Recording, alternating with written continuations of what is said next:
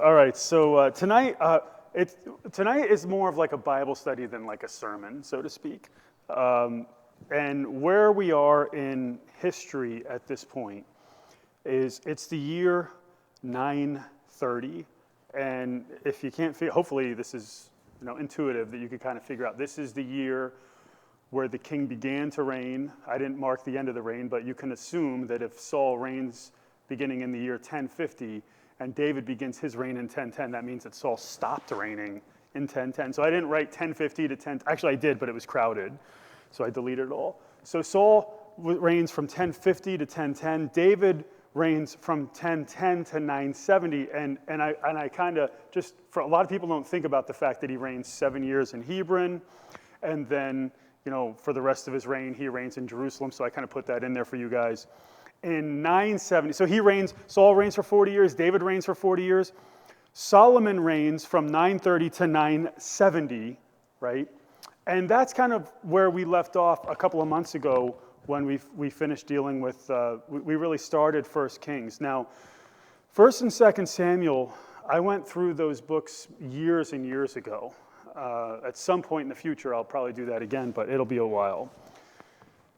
We stopped in chapter 2 of 1 Kings, just kind of with that transition into Solomon's life. We picked back up a couple of years later, which was probably a few months back or a year ago or something like that. We spent a few months going through the life of Solomon. Now, during Saul and David's rule, Israel was kind of like, they were getting established, all right? They were establishing their authority. During Solomon's rule, they had established their authority and they were at peace for the most part. And you might remember that Solomon was, for a time, the wisest person alive until he wasn't. And you remember he accumulated money and horses and chariots and wives, and he went after these women and he worshiped their false gods, and he built worship sites for these gods. Solomon, who was the most wise person alive, becomes an idolater. This is kind of just reminding you a little bit of what we saw in the life of Solomon. And Israel followed him in his sin. And because of Solomon's sin and because of Israel's sin, the kingdom would be divided. Okay, and that would happen after Solomon dies, at some point after that. And that's what we've seen so far. That's getting us in real quickly, just kind of caught up in the life of the kings and the life of Solomon and Rehoboam. Well, anyway, Solomon has died now, and Rehoboam, his son, is now king. And that's where we are, 1 Kings 12. 1 Kings 12:1. Then Rehoboam went to Shechem, for all Israel had come to Shechem to make him king. And so he goes to the town of Shechem, which is, if you look on a map, it's about 40 miles. So this is Israel, and you could kind of, modern day Israel is gonna come in here, something like that. If we zoom in at the top of the, whoa, what just happened here? Let's just go ahead and clean this up a little bit. If we zoom in on the top of the Dead Sea area, which, by the way, if you ever get a chance to go to the Dead Sea, it's a pretty cool experience. You ever get a chance? Anyone here been to the Dead Sea? Henry, you've been over there, right?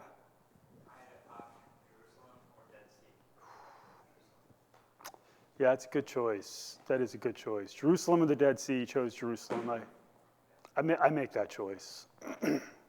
But eventually I make the other one, right? So eventually, after I've had enough, falafel and hummus, and I've seen all the, the Via Dolorosa and all the sites of Jerusalem, I want to get to the Dead Sea, so you'll have to put that in. Maybe you and I do that together sometime. Maybe once you get your, we could fly over there together and, leave the plane. Yeah, but you got to get the mustache back if we're going to do that. So I won't go with you unless you have a mustache.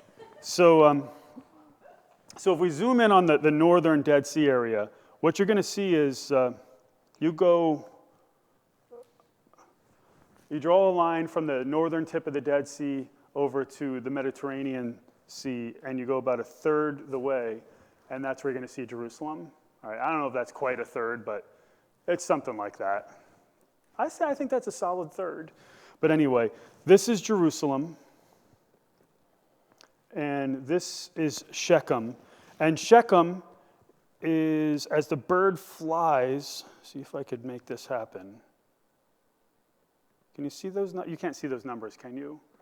30 miles as the bird flies, but you're not going to be able to go in a straight line. So you're probably talking about a 40-mile trip, which means you're probably talking, here, I'll show you some pictures of Shechem between Mount Ebal and Mount Gerizim, and it's an historical place. It's kind of a significant place because it's the first place that Abraham stopped when he came into the Promised Land way back in Genesis 12 and verse 6. It's the place where Joseph is buried. It's the place where Israel renews its covenant with God at the end of Joshua. More than that, the reason why they're here is because in the text, all Israel had come to Shechem. And they came there for a reason, to make Rehoboam the king. So apparently there was a public meeting set up here, and this is not exactly home territory. So if you're looking at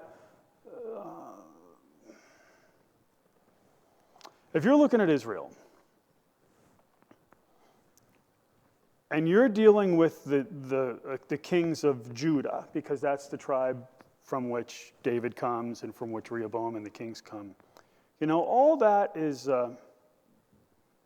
down this way. Judah's down here. Here, I'll fill that in a little bit. So, you know, Shechem is up in the hill country of Ephraim. It's kind of up in the northern tribes area. And you might say, well, that's not really that significant, you know, this north versus south business that was going on in Israel at the time, or, you know, the 10 tribes versus the 2 tribes wasn't really that significant, but it was. Because if you remember, when David was in Hebron, he was really only ruling over the tribe of Judah for those 7 years. All Israel came to make him king, right? Ishbosheth was kind of ruling for a time over the northern tribes. All Israel came to make him king after Ishbosheth was killed by these 2 Cretans, we'd call them, but I mean, they're not from Crete, but you know, you understand what I mean. So there was kind of like that divide a little bit that was already being seen, and this text is going to kind of show that even a little bit more. So, you know, Rehoboam's kind of going into, it's an away game, let's put it that way. It's an away game, from, if you're going to use sports terminology. It is a centrally located place so that all Israel, if we're going to zoom out and we're going to look at the general area of modern Israel, Shechem is kind of like, and again, nobody really lives, you know, let me redraw those lines. Not a lot of people live down here, and Israel will come up into like this territory here. So if you're looking at a map this way, and again, we could really actually draw that line more like this. To be in the Shechem area is kind of like a centrally located area so that all Israel could kind of get there, right? It's a fairly neutral city, and it has roads leading in every direction, and so it just makes sense that they would meet there. But it also makes sense that Rehoboam is meeting there because he realizes that, hey, look, you know, we need to maintain a good relationship with these other tribes. We need to be able to maintain unity with Israel. And so, you know, he probably understands the sensitive nature of this relationship to a certain extent, and either he's going there as a politician, or he's going there to display his strength, or he's going there and he doesn't know which one he's going to do, and he's going to figure it out as we go. Now, we're seeing Rehoboam. In verse 2, we're going to see Jeroboam. Now, I'm just going to kind of remind you a little bit of who Jeroboam is. So, does anyone, I know not a whole lot of people here tonight, anyone remember anything about Jeroboam? Up to this point. I'm not talking about stuff that we know that happens after this point. Do we remember anything about Jeroboam under the time of Solomon? Well, he was, let me just back up just a tad before that. That's good. Why was he in exile? Joe says he was in exile. Wasn't he in exile? Didn't he flee? Why was he in exile in Egypt? Was he like trying to take the, or he wanted to become king? Was it one of those people? wanted to become king. I don't know if I quite describe it that way, but you're really close.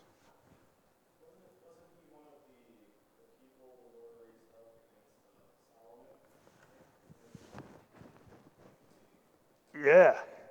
Yeah, so at the end of Solomon's life, one of the last things we saw, and that's one of the reasons why it's hard to take a break in the middle of a study, because in chapter 11, you're seeing Jeroboam is really one of those people that the Lord had raised up as an adversary against Solomon. And the thing is, it's almost like he's not even an intentional adversary. So he's actually doing a really good job. He's over the forced labor. Solomon puts him over the forced labor, and he's industrious, and he does a really good job, and he's getting promoted.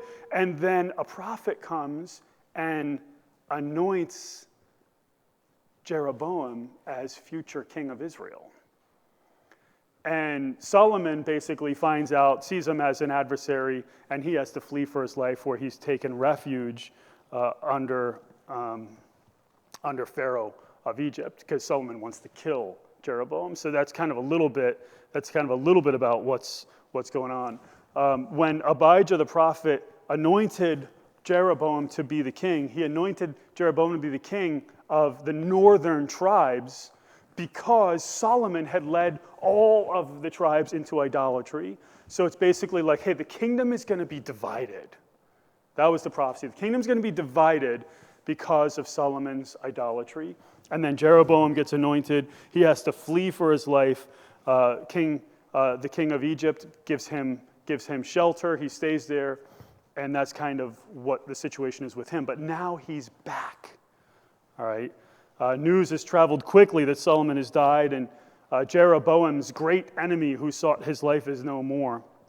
And so he returns to the motherland in verse 2. Now, when Jeroboam, the son of Nebat, heard of Solomon's death, and heard of Rehoboam being anointed king up in Shechem. Now, when Jeroboam, the son of Nebat, heard of it, he was living in Egypt, for he was yet in Egypt, where he had fled from the presence of King Solomon. So this guy, Jeroboam, has influence with the northern tribes. And if you don't think that the word has spread, what Ahijah the prophet that he had anointed Jeroboam to be the king, if you don't think that word had spread, you got another thing coming. People know what's going on with this guy. They know that's why he's fled, and he's from Ephraim, and Ephraim is it's basically one of the largest of all the tribes, and it's an influential tribe in the north. And so the northern tribes choose this guy to be the officially appointed representative of the people in verses 3 and 4. Then they sent him and called him, and Jeroboam and all the assembly of Israel came and spoke to Rehoboam, saying, "Your father made our yoke hard. Now therefore lighten the hard service of your father and his heavy yoke which he put on us, and we will serve you." And so you have the king. Who's the king?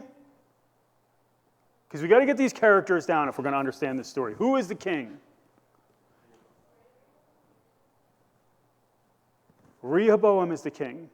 Who's not the king? Jeroboam, who was anointed to eventually become the king. Jeroboam, all right, who inherited the role of king from his dad, right? So understand, this is what we're dealing with here. Rehoboam is the king. Jeroboam is coming, and he's trying to kind of fix the situation, because the situation's not the best. And so he has the support of the northern tribes. He goes to meet King Rehoboam in order to negotiate a trade deal, a tax deal, to reduce the heavy labor that's been pressed upon them by Solomon, because they're kind of getting sick of the way they're getting treated here. And it's a great move, by the way, to send Jeroboam, because why would Jeroboam be a guy to deal with the hard labor issues? I wouldn't call this, I wouldn't call it like, what do you call those groups? I wouldn't call them a union delegate, right? But it's something like that, right? It's something like they're seeing the workers are seeing a problem, and why would Jeroboam be the guy to send to the king? He was in charge of the labor forces, right? So Solomon had let him kind of, at least at some level, be in charge of some. He wasn't like necessarily the key guy, but he was advancing when it comes to the labor. He was over the labor force to a certain degree. And so he's the right guy for the job. So he says, your father made our yoke hard. This work that he made us, almost like, it's almost, it's not, but it's almost like, it reminds you a little bit of another situation where there was a king who was working the people too hard. Can you think of that situation? Where there was a king, an historical king in the Bible who was working the people too hard, and they asked for it to be made lighter. And that was, go ahead, Abby, you got it. Pharaoh of the Exodus, right?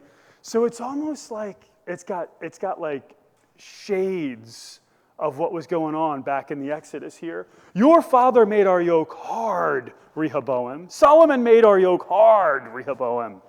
Now therefore lighten the hard service of your father and his heavy yoke which he put on us, and we will serve you. We'll serve you.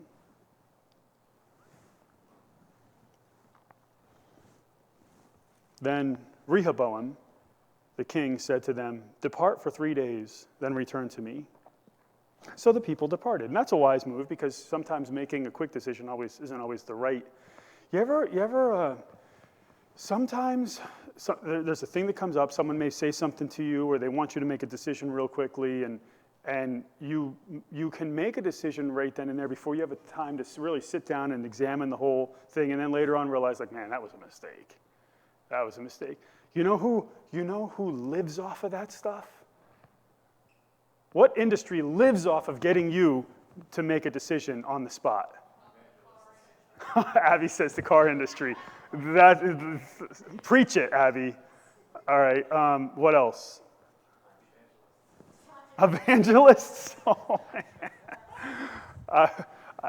I'm not going to comment on that, but there could be some truth to that. I was thinking. I mean, look, yeah, Abby, I was thinking the car industry to a certain extent, because they don't want you to go. They don't want you to leave. Timeshares. You're in the middle of, like, one of your best weeks of the year, right? I mean, you're having the time of your life on vacation, and they're like, oh, don't you want to do this all the time? Don't you want to do this every year? It's only going to cost you, I don't know what it is, $40,000, and you get to own, because you still have to pay all the fees. You don't own any. You get to own this room for 1 week a year, every other year, something like that, right? You get to own it yourself. And then people are like, oh, yeah, that sounds fantastic. Try to resell it. Try to resell it. Because you can buy timeshares for $1. I mean, at least you were about 10 years ago. You could buy them for $1. I'm not talking about renting them. You can buy, you pay more to rent them. You could actually purchase that timeshare deed for $1. Because people want to get out of them so badly, and they're stuck in them, right? Because they've signed the deal. They don't want you to leave. They want you to make a decision right then and there. Go ahead. Stocks? I don't have a whole lot of experience with the stock market because I don't really like gambling. But maybe, I don't know. I can't comment on it. But we had window people in, and they came in, man. And they did everything, they measured everything, and then it was like, okay, Steve, it's time for you to come in and get the price. And I'm, sitting there for like 15 minutes, and I'm like, you're going to be a little bit? He's like, yeah. And I'm like, call me back when you're ready. And 10, 15 minutes later, he calls me back, and I wait another 5 minutes, and then he flips his computer around, and he's got a whole presentation, and I'm like, oh no. Oh, you've got to be kidding me. How long is this presentation? And throughout the thing, I'm thinking, I almost said it a couple times. I almost said, can we just get to the price? But I was trying to be respectful. And, they want you to make the decision. And when you don't like the price, what do? What do the timeshare people do? They start at $50,000 or $60,000. I did that one time, maybe twice in my life. $50,000 or $60,000, and you're like, no, thanks. And then all of a sudden, by the time you're done, they're like down to like $10,000 or something, or $20,000, and the package is a little bit different. But it's all just they start up here, and it's not just them.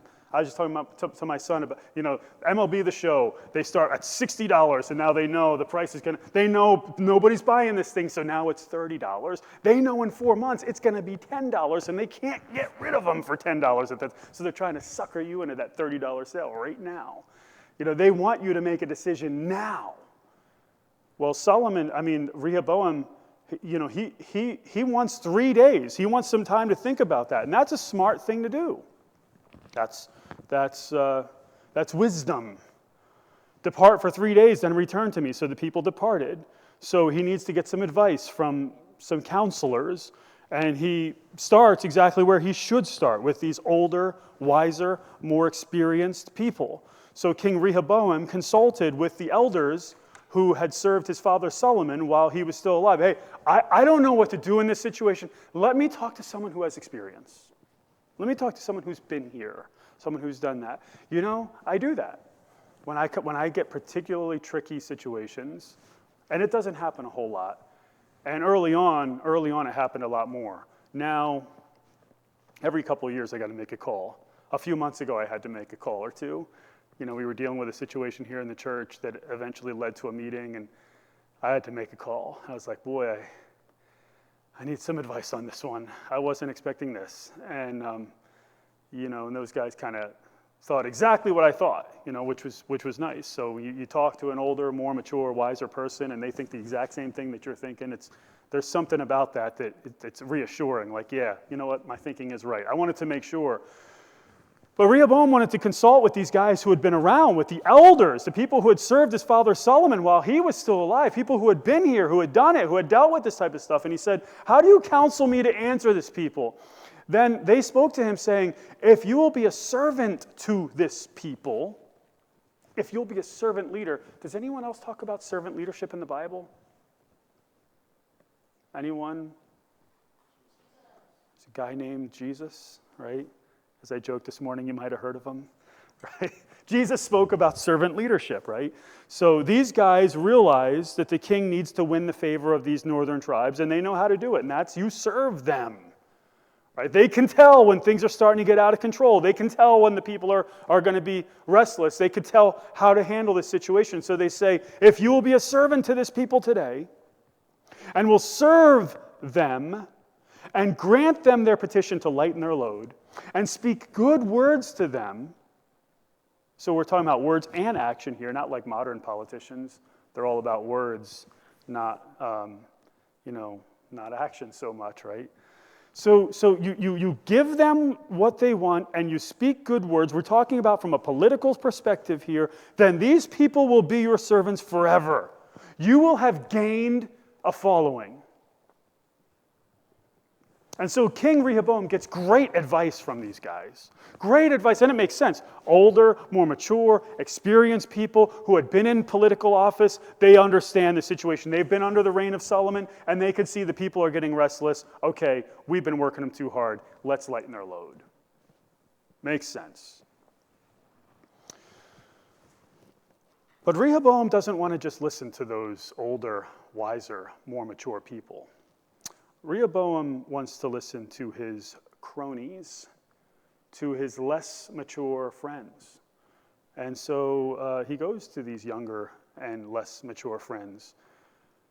Verse 8, but he forsook the counsel of the elders which they had given him, and consulted with the young men who grew up with him and served him. So these are younger guys. They don't have the experience. Maybe there's pride. Maybe there's ambition. There's certainly ambition that's going on here. And so he says to them, what counsel do you give that we may answer this people who have spoken to me, saying, lighten the yoke which your father put on us? The younger men who grew up with him spoke to him, saying, thus you shall say to this people who spoke to you, saying, your father made our yoke heavy, now you make it lighter for us. It's like, that's the third time we saw that phrase, right? We keep seeing that repeated phrase that Solomon made the yoke heavy, and that yoke, Brother Joe was talking about, like a yoke of an animal where you'd kind of like put like this wood around their neck, and it would force them to kind of go in a certain direction with another animal. It's almost like a term of slavery, right? Your father made our yoke heavy, now you make it lighter for us. But you shall speak to them my little finger is thicker than my father's loins. Right? Look at this. My little finger is thick. Now, look, I got skinny legs. Maybe, Joe, you should help us, because you squat, right? You do squats. Can you display your finger and your loin first? No? Okay. You'll have to try to imagine. Like my loin and my little finger for the camera here. That's the image here. My little finger is going to be thicker than my father's loins. And it could even be a reference to, this whole area. Whereas my father loaded you with a heavy yoke, I will add to your yoke. My father disciplined you with whips, but I will discipline you with scorpions, with whips with metal attached to it. It could be translated. I'm not going to lighten your load. I'll make it heavier. And so these young guys are advising him to make it even harsher, to make it the labor even worse. And they're taking a page right out of Pharaoh's playbook. Obviously, they didn't pay attention to the Exodus account. And so you have the older, more mature guys, they want Rehoboam to, he's like Pharaoh in this story, right? So do you call that a Freudian?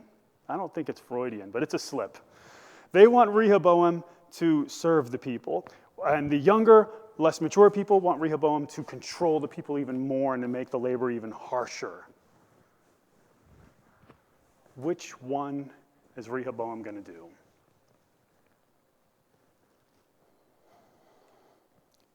And Jeroboam and all the people came to Rehoboam on the third day. They came to the king on the third day, as the king had directed, saying, "Return to me on the third day."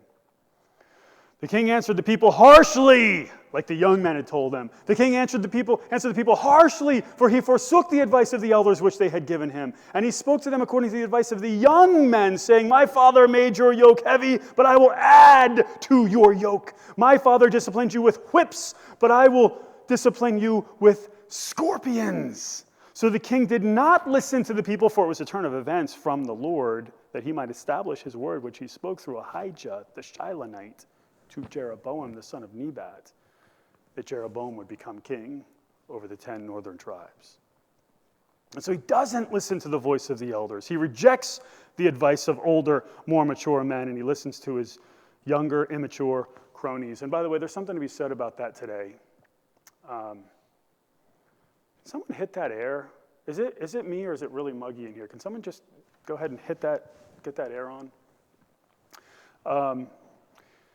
Young people. Parents they like their kids. What's it reading in here? What's the temperature? 72. 72? It's what we have it set at all time. Is that what it's set at, or is that what it's reading? That's what it's set at. That's what it was set at. What's it reading? What's it in here? 72. Okay. Feels worse. Sorry for you guys online. You should be here. You would know. You'd be able to experience it's like 4D in here. You get all the senses and experiences. Anyway, what were we saying here? Yeah. So young people. Parents want their young people around other young people. It's so important for them that they get their kids around other kids. But what those kids, and I say this all the time, what those kids really need is not just more relationships with immature people who, you look and see what happens. You put those people with other immature people and watch the trouble the kids get into. I'm not saying there's no value at all in relationships with people your age. There's certainly value in that. But what those kids really need is to be connected with older and more mature people who can help them grow up. I really kind of like what's happening with my daughter and how she's really gotten connected with some of the younger ladies in the church, people in their 20s and late 20s and even older than that, 30s and 40s, and even some much older than that, where there's some influence there, where her relationships are happening intergenerationally with people that are older and wiser and more mature, such that I could see her maturity change because of the relationship she's in. Now, if I throw her in with a whole bunch of immature kids, 15 and 16 years old, I'm going to see a different level of maturity. I'm going to see I see some kids where they are thrown in with those, and I see some of their behavior, and I see the moodiness, and I see the worldliness, and I see the immaturity and all that stuff. But connecting these young people to people that can minister to them, and you start seeing maturity. So that's just a thought for you guys to consider as a side note from something that's going on here. Well, anyway, the king listens to the counsel of these younger men, and they decide to threaten the people of Israel. And he doesn't understand what was written in Proverbs. Gentle answer, soft answer turns away wrath, but harsh words stirs up strife, stirs up anger. And this whole thing is a turn of events from the Lord. God allows it to happen. And so King Rehoboam goes and he answers these people harshly in verses 16 and 17. When all the people saw that the king did not listen to them, the people answered the king, saying, "What portion do we have in David? We have no inheritance in the son of Jesse. To your tents, O Israel. Now look after your own house, David." So Israel departed to their tents. In other words, they said, "You rule Judah, and we're going to create our own nation because we're not going to sit under you." And they use the same terminology. What portion do we have in David? They use the same terminology that we saw earlier in David's life when David had an adversary named Sheba, and the people said, "We have no portion in David, nor inheritance in the son of Jesse. Every man to his tents." This is basically civil. This is basically they are seceding. They are leaving the nation. When King Rehoboam hears it, here, verse 17. "But as for the sons of Israel who lived in the cities of Judah, Rehoboam reigned over them. And when Rehoboam hears of it," notice his response in verses 18 and 19. "Then King Rehoboam sent Adoram, who was over the forced labor." Now this guy's been doing this for decades, like 50 years. He did it all the way back during the time of David. This guy's been around for a long time, at least 40 years or longer. You can see that in chapter 4 and verse 6. "Rehoboam sent Adoram, who was over the forced labor." So he's like the chief dude for a long time, for decades. And look what Israel does. All Israel stoned him to death. So Rehoboam sends his force to go and control these people, and Israel kills him, kills the guy. Now that reminds me of something that happened in fairly recent history in the Middle East. Can you think of any situation where a guy tried to enforce his rule and the people rose up against him and killed him?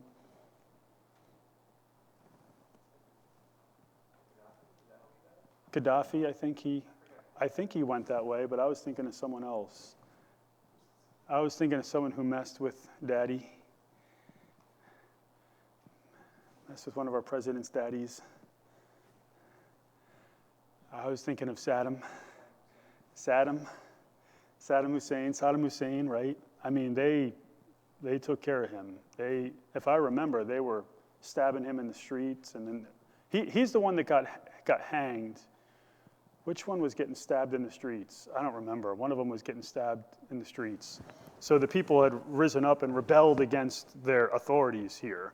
Well, that's kind of what happens here. So Rehoboam sends Adoram. This guy's able to survive during David's rule, during Solomon's rule, or at least throughout all of Solomon's rule. And now he's stoned to death by the people. And King Rehoboam made haste to mount his chariot to flee to Jerusalem. So Israel has been in rebellion against the house of David to this day. Rehoboam flees for his life. So what this guy does is he makes threats that he doesn't have the power to enforce. That's how some people really are. Some people operate that way. They operate by means of threats. And that is definitely not the way, you want to lead by any means.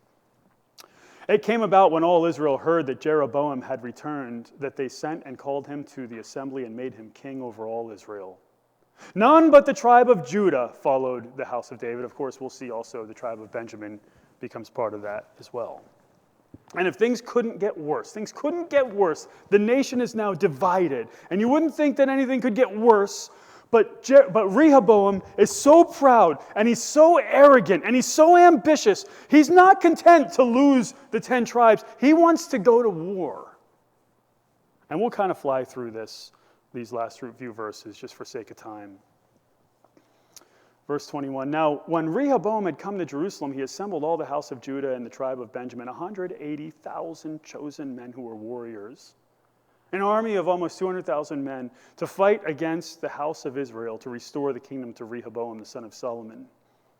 But the word of God came to Shemaiah, the man of God, a prophet we have not seen up until this point, saying, speak, let me get to verse 23, speak to Rehoboam, the son of Solomon, king of Judah, and to all the house of Judah and Benjamin, to the rest of the people, saying, thus says the Lord, you must not go up. You must not go up and fight against your relatives, the sons of Israel. Return every man to his house, for this thing has come from me. Why did this happen? Why did this division happen?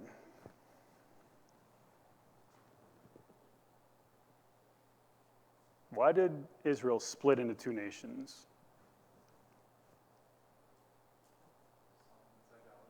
It starts, really, with Solomon's idolatry. It starts with Solomon's idolatry.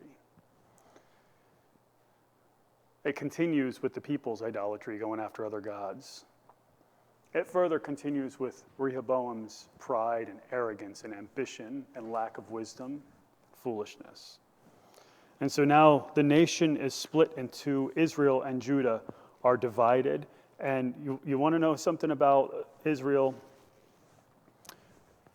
Before all this, actually going all the way up, Solomon controlled all the way up to the Euphrates, right? All the way down to the river of Egypt. Around this time, Israel is mostly this territory. Okay, maybe some of Syria as well. Now, there are two nations, Judah and Israel. And in only 5 years' time, Shishak of Egypt, who's right around down where Mr. Silvius is sitting, Shishak of Egypt will come up in 5 years, and he'll invade Judah and Jerusalem. He'll go through all of Judah and up into Jerusalem, and he'll sack Jerusalem, and he'll take away all the artifacts of the house of God. Syria, there'll be a problem. Ammon will be a problem. Moab will be a problem. Assyria will eventually, the Philistines will be a problem. If it's the year 930, in 200 years' time, the Assyrians will come and destroy the northern kingdom of Israel and take their people away. In 586 BC, which is what? 350 years? In 350 years' time, the Babylonians will come and take the people of Judah as slaves. And it all starts with Solomon's idolatry. And it all happens through the mechanism of Rehoboam's foolishness and pride and insecurity and bad theology, because he didn't understand that it meant that you had to be a servant leader. And it just goes to show you how badly sin can mess things up. Shows you how foolish counsel, how dangerous it could be. Some people today go to the world for advice. They'll go to lost people. They'll ignore the counsel. You know, people don't ignore the counsel of spiritual leaders today. They just don't get it. They just won't go for counsel because I think they already know. I think most people kind of already know what the spiritual leaders are going to say. Do you think I'm wrong when I say that?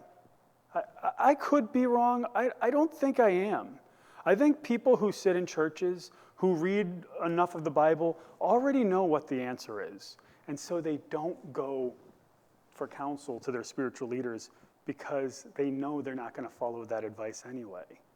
They go to the world to look for someone who will affirm their decision, who will put a rubber stamp on their ungodly thinking. I think that's what happens a lot. Who here thinks I'm onto something there? You think I'm generally right? I think I'm generally right here. And I would say that's absolute foolishness. It's absolute foolishness to go to the world for advice. It's absolute foolishness to go to people who are spiritually immature for advice, but that's what most people do. It is. It's what most people do. It's not what I do. When I need advice, I go to the most godly people I know. I do.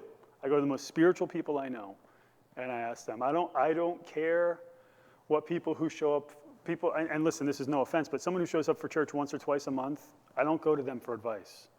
I don't. I go to seminary professors.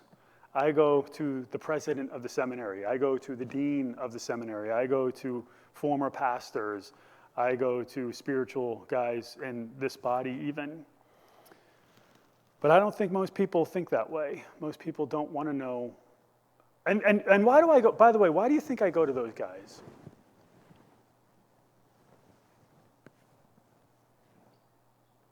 AJ. They've been in my situation. I would disagree with the second part of that statement, what works and what doesn't, because what works doesn't really matter, right? But I get what you're saying. We don't do what works. What do? We do what's, there it is, AJ. We do what's right, regardless of whether it works, right? So I go to them because those are the guys who I know who think biblically. And I don't care what this guy's opinion is or what that guy's opinion is or even what my opinion is. It doesn't matter what I feel or what I want or what I think or whatever. I want to understand what God says, and I want to consider the matter biblically. And so I go to people who think biblically, and I ask for advice when I need to ask for advice from people like that. In today's passage, God carries out judgment on the house of David, and the nation is divided, which will lead to its destruction. And I would also argue, as another contemporary kind of side thing, I see that happening in America. I see that happening in America today. I see America being a divided country. I see this country ultimately becoming, they think, oh, America can't fall. Do you feel like that? I kind of feel like, oh, how would America fall? How would that work? How would that happen? Rome fell. You know what I mean? Rome was a lot more powerful than America is, and other nations fell. And I look at it and I say, I don't know how it would happen. I don't know what states would belong where, or how things would be divided up, or who would rule this area and who would rule that area. But this is what I could tell you: America is so divided right now, like this nation was, Israel was. It's so divided right now. I would not be surprised if America split into 2 or more nations in my lifetime. I actually think it should. I really do. I actually think it should. I think that the people in the major cities who are holding to this leftist agenda, let them have their own country and let them run things the way they want to run things, and see what happens there when you become basically communists, because that's what they want. Let them do what they want and suffer the consequences. That's how I feel about it. That's just that's not Bible. That's just my thoughts. I see something like that happening here. I wouldn't be surprised if God carries out his judgment on the U.S. In fact, I think it's already happening. And I think the U.S. is doing much the same thing that Israel did when they were under Solomon, because America is an idolatrous nation. It's a nation that refuses to listen to the word of God. It's a nation that listens to fools instead of faithful people of God. It used to be that people, even in government, would listen. I mean, they were church-going people. I'm not saying they're all saved. I'm saying they're all Christians, but a lot of them were religious people who would listen to spiritual leaders. Well, that doesn't happen today. Today, spiritual leaders are kind of made fun of. They're kind of, and when a president does listen to a spiritual leader, it's Paula White. You know what I mean? When the spiritual leaders you're listening to are Paula White and the guy that was down at Liberty, what's his name? Falwell. You saw what Falwell did. That doesn't make Liberty some terrible place. I'm just talking about the counselors themselves. when these are the guys you're surrounding yourselves with, well, no wonder things go the way they go. This nation listens to fools instead of faithful men of God. By the way, Liberty took care of that, and they got rid of that guy like they should have. But it would have been better if he would have never been there, because he was clearly not qualified to be in that position. You need to worship the Lord. You need to worship him alone, receiving godly counsel from spiritually mature people out of God's truth, or else you're going to get foolish advice and you're going to see the destruction of God upon your life. So anyway, let's take our hymnals and turn to 402 to close our service.